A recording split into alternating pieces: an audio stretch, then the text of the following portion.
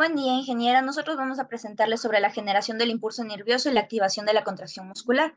Nuestro grupo está formado por Eva Pila, Milena Quintana y Fernanda Ramírez. A continuación, los seres vivos poseen un sistema nervioso que permite transmitir y codificar la información hacia los centros nerviosos para así poder realizar el mecanismo de potencial de acción. Esto ocurre en milisegundos a través de todos los nervios. El potencial de reposo también es crucial para el correcto funcionamiento del sistema nervioso. Durante este estado, los canales de sodio y de potasio se mantienen cerrados, mientras que la bomba sodio-potasio continúa activa.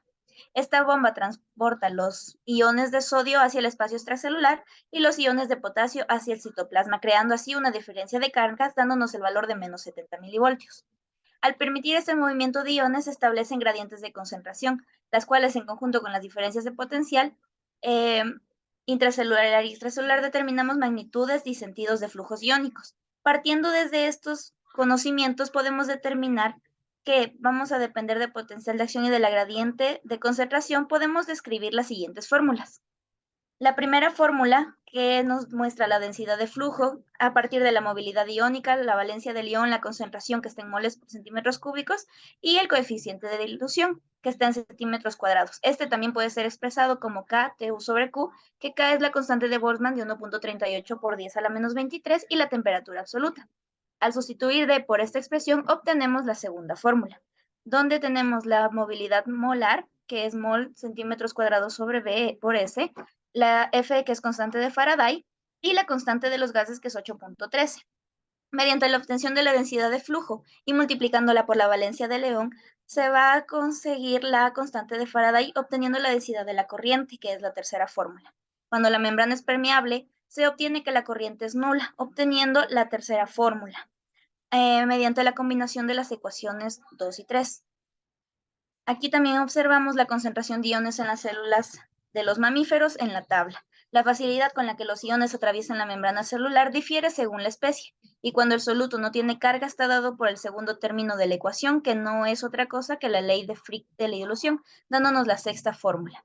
Así asumimos que la concentración varía en forma lineal con la distancia en el espesor de la membrana, y también podemos sustituirla por la derivada de esta, donde I es el espesor de la membrana y definir su permeabilidad. También la densidad de flujo quedaría expresada como la sexta fórmula. Ya, normalmente la solubilidad del soluto de la membrana difiere del soluto en el medio de la membrana. Esto se puede introducir el coeficiente de partición con beta en la definición de la séptima fórmula. Ya. Y la cuarta fórmula, esta ecuación nos predice en forma bastante aproximada el potencial de reposo BR de la célula.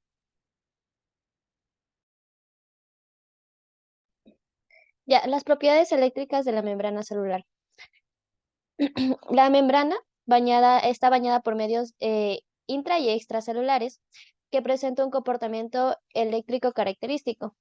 Como podemos ver en la imagen, está constituido por un condensador en paralelo con un circuito en serie que forma un generador y una resistencia, donde el generador representa el potencial de reposo de la membrana y la corriente atraviesa la membrana, la cual presentará dos componentes, uno que fluye a través del capacitor y otro que circula por la rama resistiva. En la imagen A podemos ver que se representa el circuito equivalente de una célula esférica, donde Bm corresponde al potencial de reposo y Rm y Cm a la resistencia y capacidad de la membrana respectivamente. En B podemos observar que se representan los componentes de las conductancias de sodio y potasio con su respectivo potencial de equilibrio. En esta imagen las flechas indican el sentido de la corriente cuando la corriente es inyectada, es nula y por lo tanto el potencial de la membrana es constante. En la C, la respuesta es la respuesta del circuito a un pulso de corriente. Ya, en este caso tenemos las fórmulas donde la primera fórmula dice que Cm es el orden de 1 microfaradio sobre centímetros cuadrados para todas las fórmulas. En las resistencias de la membrana, Rm de una célula en reposo es relativamente estable para cambiar y variar. Como observamos en las células despolarizadas. Cuando nos referimos a corrientes iónicas, en general se utiliza conceptos de conductancia. De esta forma se representa la corriente del sodio, que sería INA, que es la corriente iónica de sodio, que es igual a GNA, que es la conductancia de la membrana para sodio. Esto se resta para BM, que es el potencial de reposo, y menos EN, que es el potencial de Nernst para el sodio. Para la segunda fórmula, tenemos que la corriente iónica total se tiene que sumar con todos los componentes iónicos. Esto quiere decir que va a ser la corriente iónica total, que sería igual a la corriente del sodio más la corriente del potasio más el corriente del cloro. Esto se puede deducir con la siguiente fórmula se deduce cuando la corriente neta es nula. Esto quiere decir que no está en reposo, donde la conductancia del sodio es muy baja y el potencial de membrana va a ser muy próximo al potencial de equilibrio del potasio. En este caso tenemos las propiedades temporales y espaciales de la membrana celular, donde se aplica un pulso de corriente rectangular entre el medio de la intracelular y el extracelular, que genera un cambio de potencia de membrana como se representó en el gráfico anterior. Eh, Luego, el pulso B retornará el valor de reposo siguiendo un curso exponencial que es decreciente con iguales a los parámetros. En las células cilíndricas, debemos considerar además la atenuación que se produce en un cambio potencial a medida que nos alejamos del sitio de la aplicación de la corriente. Ya, en este caso podemos observar que tenemos una célula axón donde se ocupa la teoría del cable para describir los cambios de potencial. Si visualizamos la membrana de un axón es como un cilindro y lo que representa como una serie de circuitos elementales que están conectados por resistencias, las cuales representan la parte interna del axón y del medio extracelular, donde tendremos que al aplicar un pulso de corriente en un punto, esta circula a lo largo del axón y a través de su membrana. Eh, También tenemos el circuito equivalente del axón, donde A representa un circuito equivalente de una membrana, de una célula cilíndrica. Esto se da cuando se inyecta la corriente en la célula a través de la membrana. Esto hace que el axoplasma retorne por el medio de la extracelular como indican las fechas.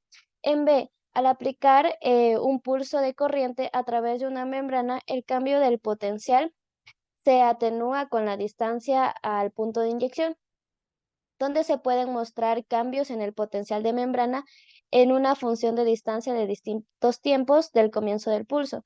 Y por último, en C se representa el curso temporal del cambio del potencial registrado a distancias crecientes del punto de inyección. También en C nos muestra que el temporal del cambio B está obtenido en una respuesta donde el pulso es corriente a diferentes distancias. Ya, el potencial de acción es la transmisión de señales a largas distancias que no es posible en bases a la programación electrónica descrita anteriormente. Esto al aplicar un pulso de corriente que lleve el potencial de la membrana por encima de cierto valor, se obtiene una respuesta característica que se denomina el potencial de acción. En este caso, lo característico del potencial de acción es que prolonga a lo largo de la acción una velocidad constante con un curso temporal y una amplitud que también es constante y sin decremento. Déjame salir. En la primera imagen, en el A, eh, el potencial de acción registra un axón gigante, que en este caso es de un calamar, que podemos ver que entre la distancia A y B del sitio se aplica un estímulo. En B corresponde al registro simultáneo de potencial de acción y la contracción de una fibra aislada, en este caso es de un músculo esquelético. En C también podemos ver el potencial de acción dentro de tipos de nodos sinusal, donde se observa la actividad que es automática y su frecuencia depende de la pendiente de la fase, que es despolarizada, que sigue al potencial de acción. Y en D, la potencia es de músculo cardíaco ventricular, donde al compararse con la escala temporal con el nervio, es una parte superior que se muestra dentro del registro. Esto son electrodos fabricados con capilares de vidrio estirados a fuego que se llenan con una solución saturada de cloruro de potasio a través de un alambre de plata y su interior se conecta con el amplificador de medida. En la figura A también se muestra el potencial de acción de un axón gigante del calamar por la señal que representa la fase de despolarización rápida, que le continúa con la segunda fase donde la membrana se repolariza hasta su valor de reposo. En B muestra el potencial de acción típico del músculo esquelético, que es muy similar al del axón. Y en C, la esquemática potencial de acción es una célula de marcapasos. En esta célula se localizan los nodos cardíacos que se disparan en los potenciales de acción de forma espontánea, donde se controla la frecuencia de las contracciones cardíacas. Y por último, en D, los potenciales de acción son registrados en un músculo ventricular cardíaco, donde se destaca la segunda fase conocida como la meseta.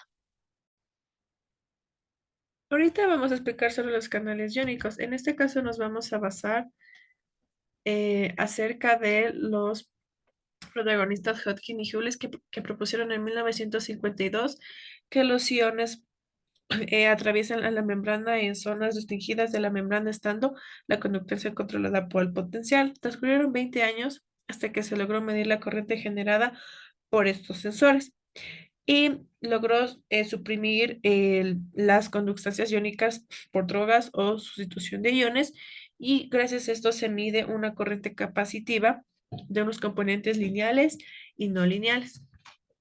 De igual manera, se puede evidenciar que en la década de los 80 se logró medir la corriente con un solo canal, y esto fue gracias a un parche fue un sello de muy alta resistencia de 10 kilómetros. En este caso se puede ver la imagen, un esquema de la membrana, el sistema de medida. En este caso es un amplificador de corriente voltaje. Ahora también vamos a ver unas dos fórmulas. En este caso está compuesta por una corriente unitaria que está dada por el producto de la conductancia y la diferencia entre el potencial y la membrana de equilibrio. De igual manera, esta otra fórmula, que es la corriente microscópica, es igual a la probabilidad de la apertura del canal y el número de canales. En este caso hay que decir que los canales iónicos son grandes proteínas que atraviesan la membrana celular, y en este caso se atraviesan por bastantes iones, en el cual está constituido por enlaces peptídicos. En este caso presenta regiones hidrofílicas y hidrofóbicas, el cual los segmentos hidrofílicos se encuentran en los medios intra y extracelular. También vamos a ver, aquí podemos ver la imagen de la membrana celular, que está compuesta por enlaces peptídicos donde se encuentra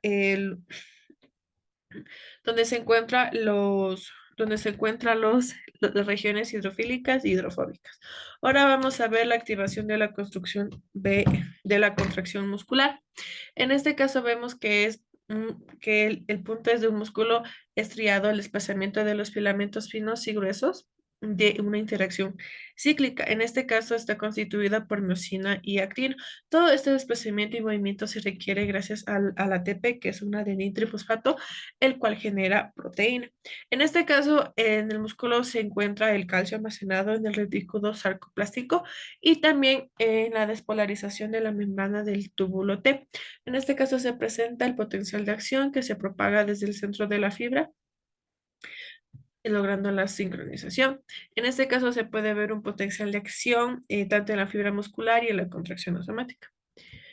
Aquí también podemos ver que se encuentra un experimento en sí, el proceso del el transistorio del calcio, el cual presenta en este caso diferentes fases que se puede ver en las imágenes, el cual presenta las condiciones del control de voltaje, el pulso determinado del calcio y la permeabilidad del retículo al calcio.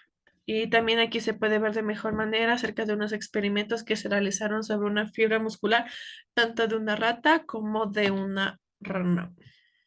Gracias.